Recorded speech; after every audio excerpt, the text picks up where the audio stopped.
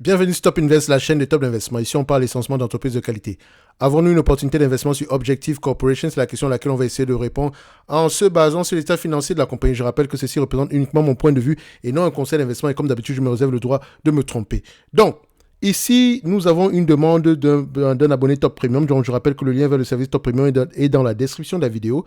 Donc, on va aller regarder rapidement ici qu'est-ce que Objective Corporation fait. Parce que c'est très important. Dépendamment de ce qu'elle fait, on pourra avoir une idée générale de comment est-ce qu'on va se comporter sur par rapport à l'évaluation de la compagnie. D'accord? Donc, on va voir ça rapidement. Un like, un abonnement, un commentaire, ça fait toujours plaisir. Donc, Objective Corporation est une société basée en Australie qui s'occupe de fournir des logiciels et des services de technologie de l'information. Donc, j'entends logiciel, technologie de l'information. Donc, maintenant, quand j'entends logiciel, je veux savoir quel est le système, comment est-ce qu'on paye par abonnement ou bien c'est une licence. C'est ce qui me vient en tête directement. Donc, on va aller rapidement regarder ici OCL, c'est le ticker symbole. OCL, c'est une société australienne.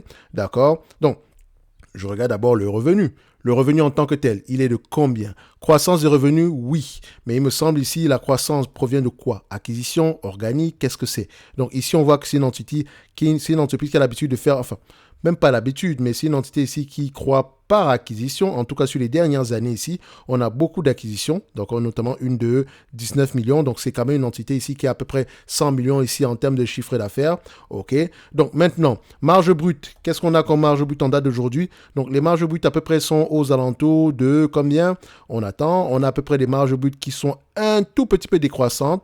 Donc, on a des marges brutes de 94%. D'accord? Maintenant, on regarde les marges EBITDA. Est-ce qu'on a des marges EBITDA qui restent à peu près aux alentours, enfin, qui se maintiennent un tout petit peu? On a des marges EBITDA qui augmentent. On aime ça.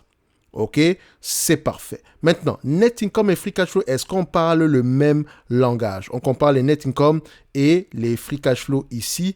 Qu'est-ce qu'on constate? On voit ici que les net income et les free cash flow ont tendance à parler un langage ont tendance à être plus élevé que les free cash flow et les net income. Donc, allez vérifier pourquoi. OK? Parce que quand je vais prendre ici la rentabilité de la compagnie par rapport à ce que me mentionne ici Zone Bourse, je vais prendre les free cash flow. On va déjà les comparer. D'accord? On constate ici que les free cash flow en termes de marge, on a du 24-27% par là. D'accord? Et à ce niveau-ci, on a à peu près du 22%. Donc, pour faire simple, hein, je ne sais pas si on aura du 27, ni du 20 ou du 24. Donc, sachez que ici, j'utilise un tout petit peu la guesstimation.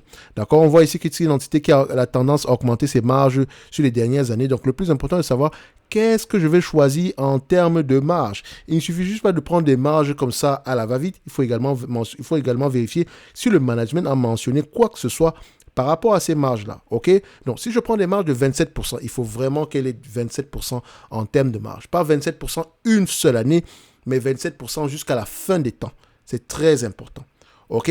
Donc, quand je prends cette entreprise-ci en date d'aujourd'hui, par rapport à ce qui est mentionné je regarde à peu près les PER, donc les price to free cash flow ici. Donc, je peux regarder price to free cash flow, les price to earning ici. J'essaie de voir à peu près à combien de fois les bénéfices on négocie cette entreprise-ci. J'aurais tendance ici à dire, je n'irai pas au-delà de 20, je n'irai pas au-delà ici de 20 fois les bénéfices, de 25 fois les bénéfices, OK, notamment par rapport à la nature de cette compagnie-ci. Là, on est à 50, etc. Je sais déjà que je ne paye pas plus de 20 fois les bénéfices. Si je prends la moyenne ici, qu'est-ce qu'on me mentionne? On est à peu près à 25 fois les bénéfices par là, OK? Donc, je prendrai du 25 fois les bénéfices, OK? Une fois que j'ai pris 25 fois les bénéfices, qu'est-ce que ça me donne? Donc, je viens ici, je prends à peu près les bénéfices nets attendus en 2025. Donc, je ferai ici, on va prendre à peu près Zone Bourse. On s'attend à peu près à combien en 2025? On s'attend à peu près à des bénéfices nets de combien? On a du 22%. À des free cash flow de combien? On s'attend à peu près à des free cash flows autour de 39 millions.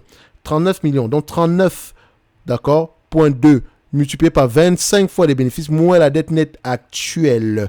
D'accord? Moins la dette nette actuelle. La dette nette actuelle est de combien? On a à peu près une dette nette aux alentours de... Voilà, on a même plutôt du cash net, donc on a plutôt à peu près aux alentours de 63 millions de cash net divisé par le nombre d'actions. On a à peu près combien ici en nombre d'actions? On a à peu près aux alentours ici de 95,2, d'accord? Donc, divisé par 95.2. Donc, on vérifie également ici, est-ce que nous avons une entité ici qui rachète ses actions avant même de regarder le nombre d'actions ici? C'est ça qu'on aimerait regarder. Donc, on vérifie ça rapidement ici en quarterly. On a à peu près une entité ici qui avait l'habitude de racheter ses actions, sauf sur les dernières années. Donc, on mentionne ici que, idéalement, on aimerait l'acheter aux alentours de $10,95. Parce que c'est une entreprise qui pourrait produire à peu près $39,20 par action, dollars canadiens, par rapport à la capitalisation boursière actuelle de 1,320 $. Donc, on disait par 1,320 $ ici, ça vous donne combien? Ça vous donne à peu près un rendement de 3%, ce qui n'est pas très, très intéressant par rapport au prix actuel. OK?